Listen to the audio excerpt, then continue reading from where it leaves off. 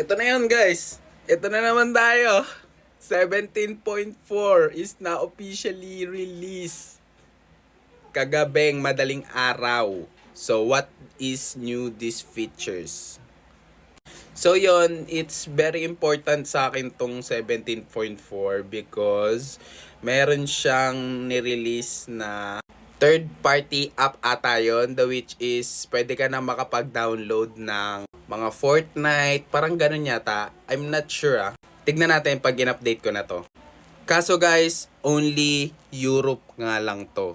Kung taga-Europe kayo, if you are European countries, much better to you guys. And also they have some new emoji in iPhone.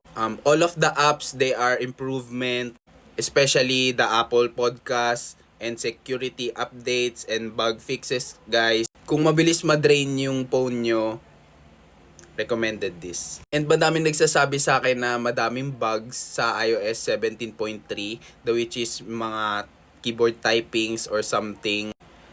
Goods to guys. But magwe-wait muna ako after 1 week or 2 weeks. Because guys, it's not optimized until now. So that's why you expect mabilis pa siyang malobat. Yeah, it's immediately to drain battery faster. So I will wait for 1 weeks or 2 weeks. At syempre, kung mabilis ma-drain man yung battery nyo sa iPhone, no problem about this Romos MagSafe Power Bank. So, kung gusto nyong bilhin, lagay ko na lang dyan sa yellow basket. And of course, MagSafe siya and pwede nyo din siyang isaksak using cord. So, what are you waiting for?